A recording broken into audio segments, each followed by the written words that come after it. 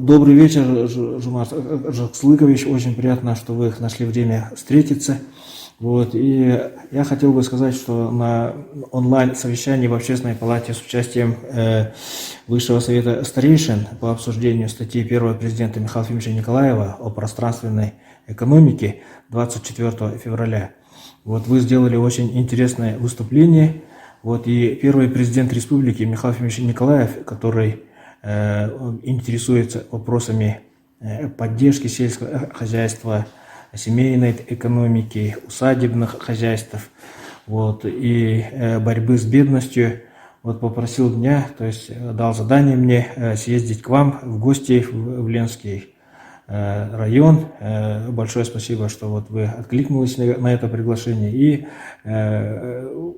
вот большая просьба рассказать вам о своей деятельности, свои мысли, вот, видение по этим вопросам.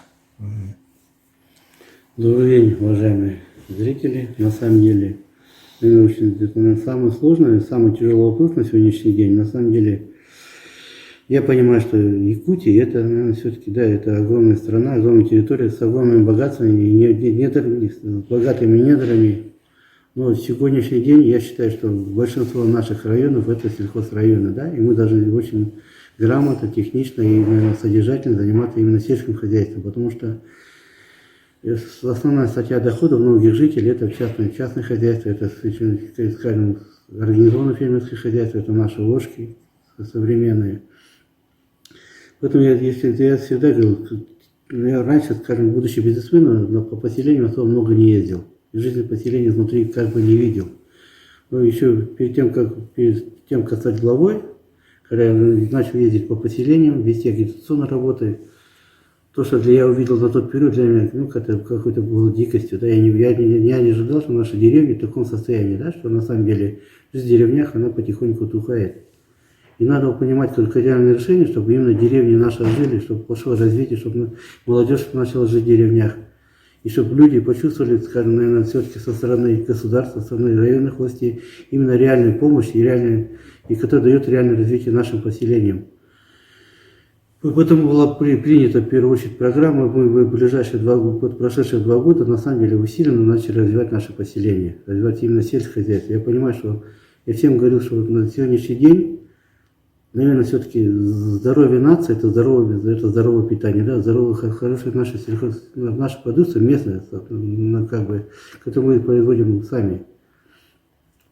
И потом задача была номер 1 начинать развитие нашего именно сельского хозяйства. Поэтому мы отработали программу, начали, скажем, вкладывать деньги в развитие. Да, есть у нас головное предприятие опыта мать, которое мы в первую очередь развиваем. Второе, мы сегодняшний день в первую очередь, да, мы что с вами сделали? Начали вкладывать деньги в наше поселение. Это, наверное, это и развитие, скажем, это наших поселений. Вкладывание деньги в ремонт дорог. Это, скажем, сегодняшний у нас оптоволокно, в первую очередь, интернет, который больше всего нужен молодежи. Да? Если молодежь спрашивает, будет хороший интернет, будет интерес жить в деревне. Но помимо интернета, хорошей, комфортной среды, нужно производство, надо рабочие места. Сегодня можно строить клубы, кинотеатры, все что угодно. Если не будет рабочих мест, не будет производства, ну, смысла нет все это делать. В первую очередь, я считаю, должны быть рабочие места, где люди могли бы зарабатывать деньги, да, и достойно на эти деньги жить. Поэтому сегодня мы это направление развиваем. Я же говорю, у нас на тот момент, скажем, вот сегодня у нас заявки получают нашим батамайским, да, грубо говоря. Если год назад они получали зарплату сегодня где-то 25-28 тысяч, сегодня заявки получают зарплату до 90 тысяч. На самом деле. Скотники у нас получают механизаторы до 75 тысяч зарплату. На самом деле, ну, есть интерес, и сегодняшний день вот наша батамайская, как локомотив, да, сейчас мы строим коровник для наших предприниматель это в Артанахе коровник. В прошлом году коровник был построен в Веченче. У нас телятник построили мы, как скажем, в нашем Батамае. Вот сегодня мы смотрим на наш Батамай, но там 60% уже работает молодежи на сегодняшний день.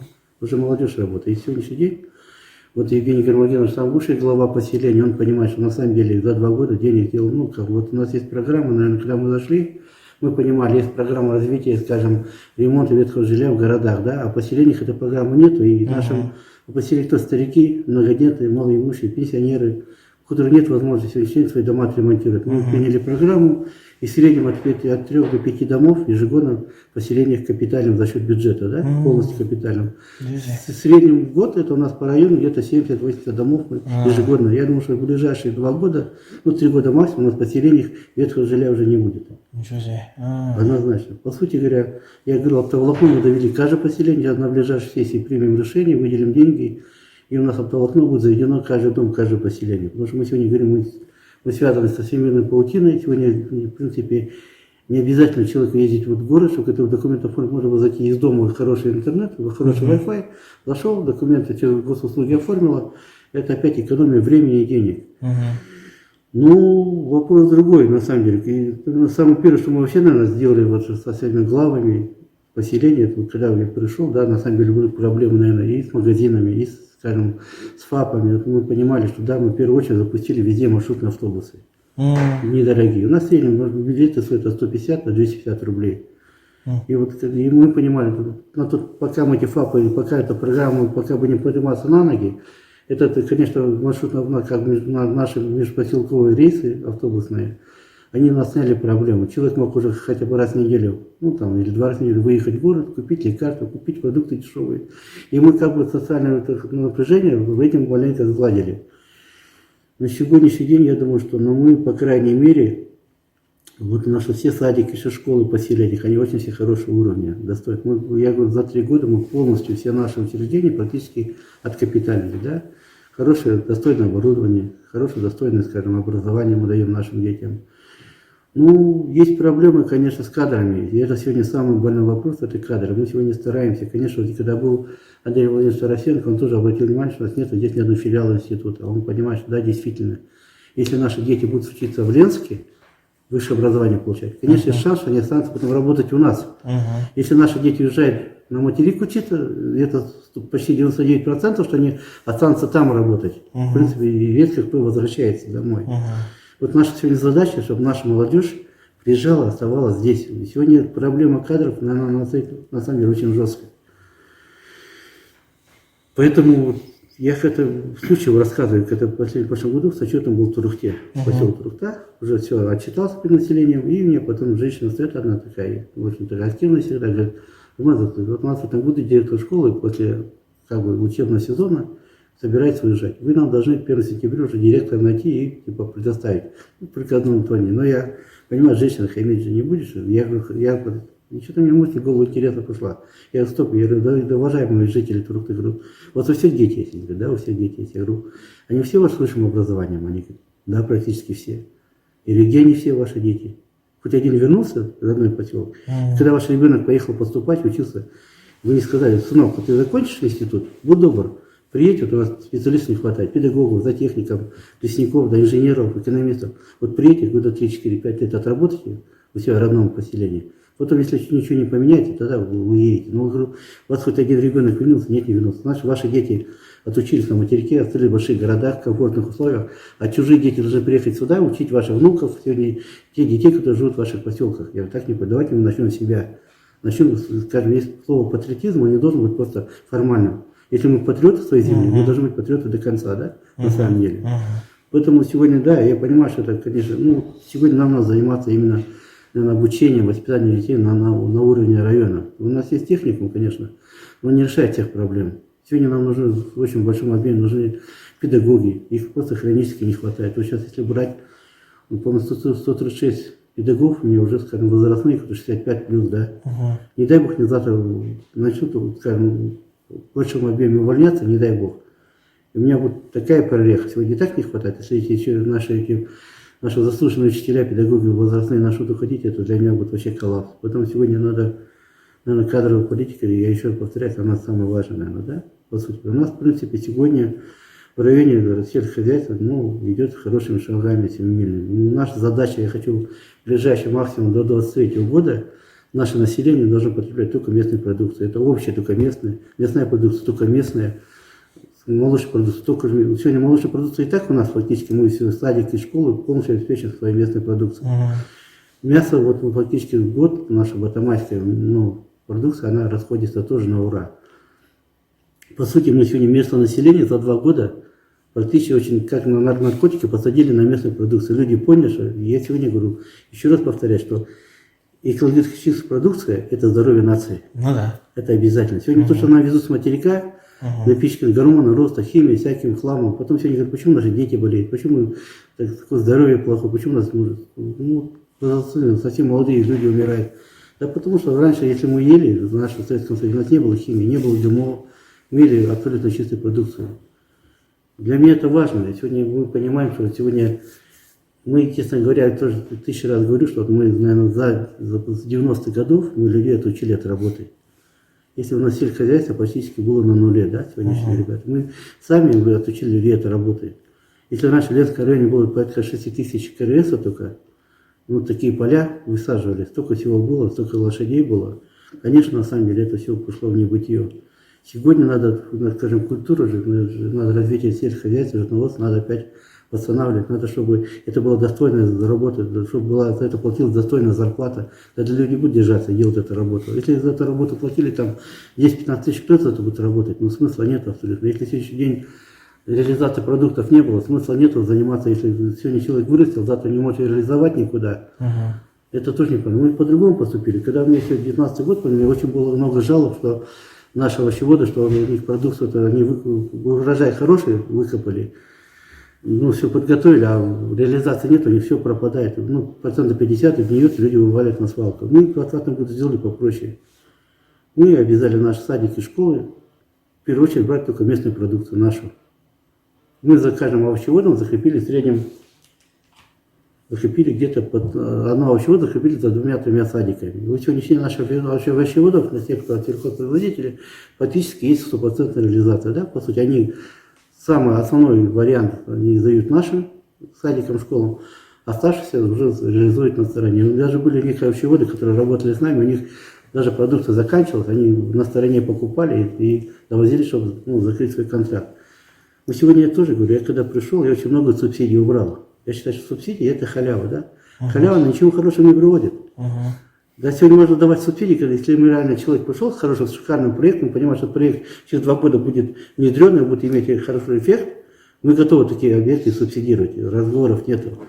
Но сегодня, я говорю, сегодня мы даем субсидии, я должен, если мы овощеводам даем субсидии, буквально технику, даем деньги на гектары, все что угодно, но я хочу понимать, что тогда это тот человек, тоже какая-то ответственность должна быть. А то получается, мы как бы в одну сторону, как в камеру дуем, а оттуда толку нету. Так не бывает. А развитие страны, человек понимает, что он получил халявные деньги, возвращать ничего не надо, ничего не делать не надо. Мы сегодня говорим, ребят, нет, так не пойдет, ребята. Мы вам даем сегодняшний день денег, там 3 миллиона, ребята, из вас вот осенью, пожалуйста, будьте 1 миллион, на 1 миллион продукции реализуйте населению, скажем, со скидки там 30%, да? Остальные там на 2 миллиона разница, или там 30% реализуйте для населения по той цене, которую мы даем по соглашению фиксированной, остальное на стороне продавайте, там, возите где-то подороже, это ваше личное дело. Но если мы вам помогаем, даем деньги, значит от вас тоже какая-то ответственность должна быть, отдача. По-другому не должно быть, потому что сегодняшний день, ну, я так никак не говорю, а зачем? Вот мы дали человеку субсидии, в этом году раздали 30 миллионов субсидий, а что мы взамен получили? Нет, ничего не получили. Это человек, который дали, он фактически ни поля не расширил, объемы не увеличил. Просто человек на себя деньги потратил. И второй говорю, хорошо, мы дали ему субсидии, хорошо, пусть он даже, он мне не дает продукцию, я готов не трогать его продукцию, пусть реализует, как он хочет. Но он должен создать 2, 3, 4 рабочих места, официально белых, платить им белые зарплаты, платить за них все пенсионные, страховые выплаты, чтобы человек потом мог где-то на старости лет иметь уже в деревне хоть какую-то пенсию. А то сегодня, давайте смотрим, мы сколько субсидий раздали, сколько рабочих, ни одного рабочего места не создалось. И они, по сути говоря, надо понимать, если вот сегодня я всем говорю, главам района, что, ребята, ничего нельзя раздать бездумно деньги. А если они эффекта не дадут никакого. Если мы деньги даем, значит, должно быть соглашение, где мы что-то должны получить. Пользу людям, пользу району, что-то отдача какая-то, не говорю 100%, хотя бы 30% от этой денег отдача какая-то должна быть. По-другому не должно быть. Иначе, и потом мы столько лет раздаем деньги, и мы понимаем, вот за 20 лет развития это реально не произошло никакого. Вот в сегодняшний день, когда человек понимает, что мне возвращают, я готов, мы сегодня же часть субсидий перевели просто кредиты. Я готов дать беспроцентный кредит, да, ради бога человеку. Человек пришел, хотим проект, мы готовы дать ему беспроцентный кредит на 3 года, на 5 лет. Но человек тогда будет он должен быть обязан развиваться. Вот он пришел с проектом, вот, ребята, у меня есть интересный проект, мы смотрим, да, проект интересный для нас, мы готовы его поддержать. Просто если у нас сельхозрынок, то это больше сельхозпроекты, да, наши. Мы готовы помочь ему, но я тогда знаю, что он обязательно проект до ума доведет, потому что он понимает, что ему надо кредит вернуть, он доведет проект до конца, он обязательно должен получить прибыль. И тогда мы понимаем, что тогда он будет стараться это предприятие развивать. А когда человек пришел, потащил с проектом, ну, взял там 3 миллиона субсидий, съездил в отпуск, купил машину, и потом думал, там все равно же возвращать не надо, что, там какую-нибудь бумажку нарисую, на крайний случай, ну, или на крайний случай буду судиться, да. Поэтому надо сегодня понимать, что любой, вот я сам бывший, столько лет работал в бизнесе, я понимаю, что халявный сыр бывает только в мышеловке, по сути говоря, потому что халявные деньги, они развития в принципе не дают, образно. Да, сегодня мы понимаем, есть субсидии, которые молодым, очень многодетные, есть наши пенсионеры, старики, да, мы сегодня, мы же говорим с вами, да, мы сегодня ремонт поселения делаем обязательно, но помимо этого, мы уже программу внедрили, мы в городе покупаем год, мы планируем по 10 квартир покупать, но сейчас пока 5-6 получается, больше не получается выкупить, но думаю, это до 10 мы доведем. У наших одиноких уже пожилых стариков, которые нет родственников, нету там близких в деревнях, которые уже сами не могут там носить воду, топить печку, мы таких стариков переселяем в город, выделяем благоустроенное жилье, и под нашу социальную опеку перевозим туда в город, обеспечиваем. Потому что эти люди уже свое, слава Богу, отдали, им уже по много лет, и надо, поверьте мне, надо за ними, ну, как бы, достойный уход должен быть на старости лет обязательно, хорошее, комфортное жилье. Ну, мне если не хочется, конечно, мы сегодня должны, я говорю еще, у нас в последние 2 года, наверное, в связи с сокращением предприятия Алроса, работников Алроса, у нас это как бы предприятие было городообразующее, да, у нас произошел очень большой отток населения. Я понимаю, что я в городе отток все равно не остановлю, в любом варианте, это очень сложно, потому что раз предприятие закрывать, я в городе столько рабочих мест не наберу. Я понимаю, что мне район должен возрождаться поселениями. Именно поселение должно дать рост района мне. Именно, потому что если мы поселение уровень жизни поднимем сельскохозяйство наше, соответственно, поселения начнут развиваться, соответственно, будет расти соответственный район. Поэтому сегодня я почему ставку делаю на развитие именно поселений, потому что, ну, вот в этом году мы, наверное, пошли в 3-ю сельхоззону. Да, раньше Ленск был в промышленной зоне, но в этом году все-таки мы добили, и нас включили в 3-ю зону, это как сельхоззону. На самом деле это правильно. Я думаю, что фактически сейчас у нас и из субсидий, из субвенций с республики, ну, уже реально чуть больше, хотя мы сегодняшний день вкладываем пока свои деньги в развитие сельскохозяйства, потом свои деньги вкладываем. Но это нужно, это, ну, по-другому я не вижу. Я надеюсь, что я говорю, что моя мечта, что, может быть, через 2-3 года вот наше население, Ленского района, мы даже 100% есть свою местную продукцию. Ну, кроме тех, кто здесь не растет, что здесь не делается. Ну, я почему, когда в прошлом году посещал 7 районов, объехал, с главами, я тоже хотел, нам надо в любом случае консолидироваться. Но в сегодняшний день ценовая политика не все непонятна. Сегодня мы вчера были, последний раз были в АМГе, вчера был в АМГе, мы тоже разговаривали с главой АМГе, Николаем Архиповичем разговаривали. Я понимаю, что у них будет, скажем, они, наверное, больше сельхозрайона именно по пассивным АМГа. Вот мы готовы сегодня у наших соседей, ну, покупать тоже готовы их комбикорм, их муку, да, если она должна быть хорошего качества. И, соответственно, должна быть цена интересная. Мы должны с тобой именно вести сегодня, чтобы рынок нам завоевать, нам определенный демпинг нужен, да? И чтобы нам рынок сегодня завоевать, надо и застолбить за своей продукцией, местной продукцией, обязательно. Все, что здесь растет, должно продавать только местное, и по нормальной цене. Если мы сегодня, благодаря нашему батамайской цену, держим в городе, даже там в садиках, школах, цену держим предел до 400 рублей килограмм говядину, то, скажем, мне вчера предложила там, вот там по 460. Я говорю, ребята, ну вы интересные, конечно, так невозможно. Сегодня я считаю, что у нас говядина должна в Якутии стоить, ну, в пределах 250 рублей килограмм. Не больше, ребята. У нас, если у нас только поголовье такое огромное в Якутии, как мы понимаем, если это у нас, пока мы потихоньку растем, да, у нас в этом году прирост где-то 350 крестов прирост за год. Я думаю, что в следующий год у нас еще будет столько. Я думаю, что в ближайшие годы мы объем наверстаем по КРС, по лошадям тоже. Ну, в других районах у них реальное количество больше моего в разы, если сказать, брать любой район Сунтара, Миргу, если даже в Крестяхе только стоит, скажем, кооператив, там частное хозяйство, кооператив, у них это 1500 дойных коров только в одном Крестяхе. Если Сунтарский район, там где-то порядка 13-14 тысяч КРС имеется, столько же лошадей в каждом районе, ребята. Мы должны сегодня завалить все Якутии, столько своих. Сегодняшний день, если брать все наши производители, мясной двор, скифы, они же только на привозном работают. Да. Местной продукции никого нет у них, ребята, нету. Это же бред. Иметь такой огромный. И сегодня мы должны Якутию завалить только совместной продукцией, экологически чистой. Это наша задача объединения всех глав, на самом деле. Это надо обязательно понять, что и надо понимать, что на сегодня же по Якутии там нет миллионеров. Чтобы по таким ценам, знаете, сегодня надо, моя задача дать населению максимально дешевую продукцию, качественную, экологическую и дешевую продукцию. Поэтому я поддерживаю своих сельхозпроизводителей, за счет нашей поддержки хочу снизить цену, что овощную, что мясную, как бы не было. Вот сегодняшний день мы говорим, вот коневод, я сам казах, я вырос на конине, да, баранина, конина, национальное блюдо, как у якутов.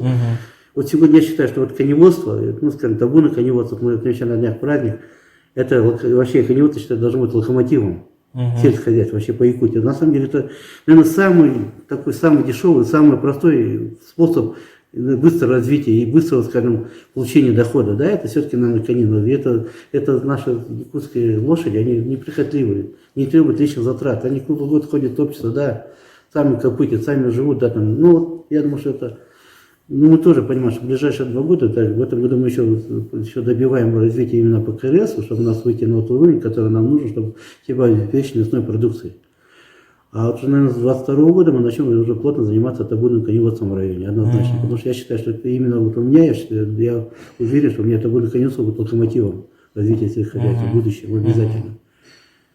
Поэтому я говорю еще раз, мне хочется, чтобы наше население, мы свою местную продукцию могли регулировать. Сегодня 2 вещи, которые меня в этой жизни не устраивают, это полный беспредел во власти нашей, да, потому что нет, вот сегодняшний день каждое население, там, каждый глава сам по себе, нет вертикали власти. Вертикаль власти должна быть обязательно, должна быть разумная, грамотная и справедливая, да? И должен быть, в первую очередь, я считаю, что госконтроль цен должен быть обязательно. Вот сегодня у нас ценовой беспорядок, он вообще для меня непонятный. Я считаю, что госконтроль цен надо всегда сохранить. Иначе бесполезно. Один приезжает, посмотрел потолок, одну цену поставил, другой посмотрел, другую цену поставил. А мы всегда говорим, ребята, мы же определяем настроение покупателя. У нас сегодня, если мы реально мы смотрим, и сегодня, ну, столько людей живут за чертой бедности. Очень большое количество. Мы не будем озвучивать цифры, но это огромное количество люди, которые, наверное, мясо там вот раз в месяц видят, там, у себя суп варят, да, грубо. Мы понимаем, что я еще раз говорю, что у нас народ не миллионер. Еще наша цена, моя главы, это довести до населения, создать уровень жизни максимально и дать максимально дешевую продукцию местную. Это, наверное, самое главное на сегодняшний день. Ну, Якутия, она же огромная страна, она настолько богатая, все есть, просто сегодня надо разумно, расточительно все это применять, и всегда надо думать, что, я всегда говорю, какую цель преследует человек, придя во власть, да? Набить свой карман или создать хороший уровень жизни для населения. Самое главное, вот эта вещь. Вот если человек пришел работать на людей, он обязательно работает на людей, он добьется, чтобы люди жили достойно. Ну, по-другому, наверное, нельзя. Ну, а так что говорить, на самом деле, надо... Я думаю, что вот мне как бы не было, ну... Я не хочу хвастаться, но мне хочется все-таки, мы вот коллегами сельхоза, я хочу все-таки еще раз с главами пообщаться, мы должны сегодня понимать, что ценовая политика, она должна быть разумной. Я все это, я Игорь Магенович Евгений рассказывал, друзьям, говорит, как-то я был 2 года назад в Хабаровске, там ездил с друзьями на охоту, возвращался и пошел покупать билеты в агентство, центральное агентство аэрофлота в Хабаровске. Подхожу, висит вывеска «Хатуаз». Наши, ну, просто стало приятно. Представляете, наша продукция в центре Хабаровска, еще там вывеска красная, написано «Хатуаз», ну, просто, ну, честно, порадовался.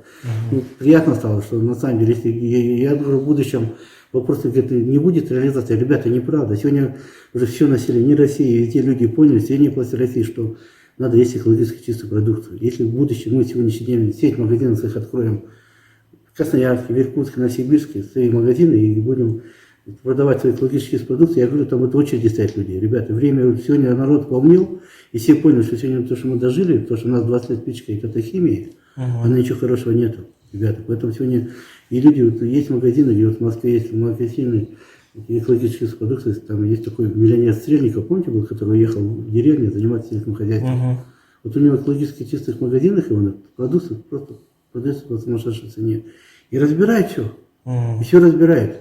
И сегодня, если мы в Новосибирске будет стоять наш магазин, и там будет наша продукция мясная, рыбная продукция наша, овощная продукция, ради бога, я, поверьте, я даю 100% на кон, что она будет разбираться впереди паровоза.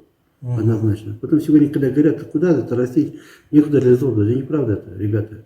Есть куда реализовывать, есть куда двигаться. Просто надо поставить цель, поставить задачу, и все будет получаться. Как еще раз говорю, надо понимать, что ты хочешь сделать. Вот я всегда говорю, ну как многие, мы говорим, когда человек становится чиновником, он просто маленько дистанцирует, он забывает. Я хотел все-таки, я еще раз скажу, я хотел доказать тем, я постараюсь доказать пока своей работы, что человек, придя во власть, став чиновником, может работать на людей, да? Это для меня задача главная была, потому что раньше, когда понимал, что вот люди приходят, там, стоят сутками, ходят за какими-то документами, за какими-то справками. У меня очередей нет, сегодня зайдите в администрацию. У меня очередей не бывает. Если первый год я приходил, когда стал главой, прихожу на работу, люди до 8 утра сидели в очереди. Социальное дело, там, жилотдел, еще куда-то. Сейчас такого нету. Приходишь спокойно, я потом уже раза два потом делал замечание, сказал, не дай бог, еще раз увижу людей, сидящих больше получаса, не дай бог. Вот проблема, кто их принимает. Сегодня проблем нет у нас с этим делом. Все прозрачно, все открыто. И как вы решили проблему очередей? Элементарно объяснил по-русски. Если человек будет сидеть больше полчаса, 2 замечания, 3 раз увольнение. И все, без всяких вариантов. Просто специалисты не принимали, заставляли. Ну, люди сидели, ждали, просто видели себя, могли пить чай, с утра прийти, 9 утра прийти на работу, потом полчаса сидеть чай пить. Сейчас поработать, опять сидеть чай пить, понимаете? Сейчас такого нету, сейчас просто однозначно. Ну и я думаю, что мы же менталитет людей сразу не поменяем. Люди за столько лет, ну, за это отношение, вот, скажем, между, скажем, грубо говоря, считаю, что мы должны были показать людям, что человек, я говорю, что человек, придя во власть, может работать на людей, что человек, чиновник, аппарат, скажем, управление района, она должна повернуться людям лицом, в конце концов. И чтобы мы людей не считали там за быдло, да, что люди, это наши люди, это и сегодняшний день эти люди нас выбрали. Ну да. Эти, они нас выбрали. Мы ведь сами себя посадили в этих, люди нас выбрали, отдали за нас свои голоса. И люди, ну, как бы все равно, каждый человек там даже, ну, надеется, что будет улучшение жизни, будет что-то. С приходом какого-то человека нового, каждый ожидает какие-то перемен. Вот у меня там висит портрет Че Гевары, да? Спрашиваю, почему? Я говорю, Че Гевара, это, ну, это время перемен. Да. Это революция, это время перемен.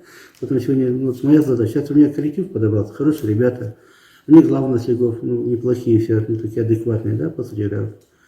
И сейчас у меня коллектив администрации тоже неплохой подобрался. Ну, есть еще многие, кто остался со старой команды. Ну, и мы же не можем сегодня всех уволить. Надо сегодня людей в сайте работать, грамотно работать, правильно работать.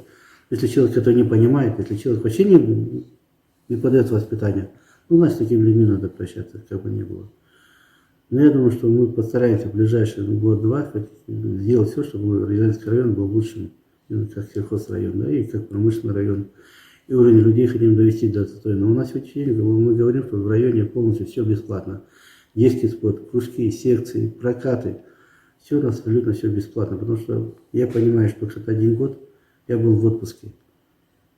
Ну, где-то за границей. 3 января был за границей. И мне звонит друг. Роман, что говорит, сегодня поехали на горнолыжку, а горнолыжка не работает. Я говорю, я не понял, почему не работает. Ладно, звони Прокопию Петрову, наш директор спортивный Прокопий. Роман, ты же у нас в этом году перевел всех казенные, а мы не можем теперь, раз казенные, мы не можем оказывать платные услуги. Я говорю, какие платные услуги? Бесплатно все, уважаемые, бесплатно все. Даже разговоров нет. У нас сегодняшний день, если раньше коту ходили в день там 30-20 человек, сегодняшний день там за день 400-500 человек проходит через котов детишек. Если у нас горнолыжка, приехал на горнолыжку, у нас все забито в выходные, там постоянно народу очень много. Я сам в этом году стал на горной лыжи, тоже интересно. И там приезжают, там у нас, ну, все подъемники, потому что детские, скажем, гибинги, там тоже подъемник работает. Учебные склоны. Ну, у нас, я думаю, что в следующий год мы горнолыжку доведем до дома. А сегодняшний день моя задача вытащить людей из дома. Вытащить от бутылки пива, от бутылки водки, чтобы максимально выходные, максимально семьи могли где-то выйти, где-то отдохнуть, где-то пообщаться с детьми совместно, покататься, отдохнуть. И, знаете, людей надо вытащить максимально на улицу, общаться здесь, на свежий воздух.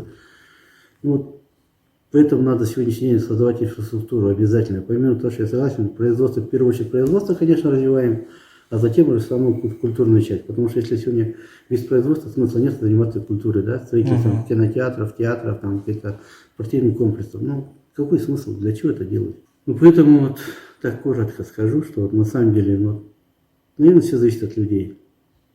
От людей зависит. Ну, просто я считаю, Якутия с такими богатствами, мы должны жить очень достойно все.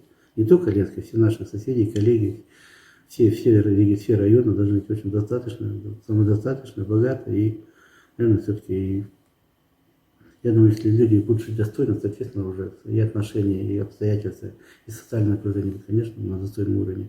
Мы сегодня говорим, да, люди стали злые. Конечно, люди стали злые. Время такое пришло.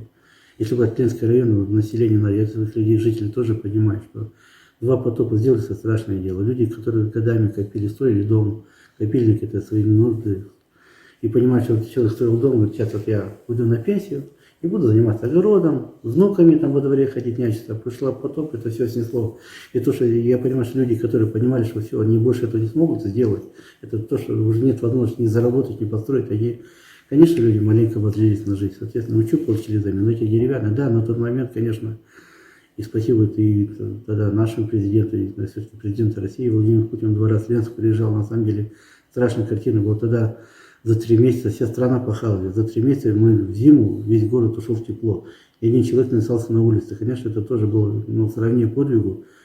И тогда никто не ожидал, что эта программа будет выполнена.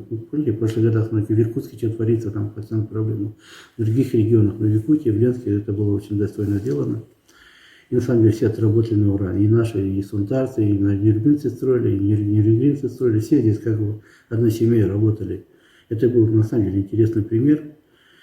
И мы справились. Поэтому я надеюсь, что все-таки вот людей маленько там дать чуть-чуть тепла на своим отношениям, своей помощи населению. Хочу, чтобы люди стали добрее, стали маленько как друг другу терпимее, что ли, в конце концов.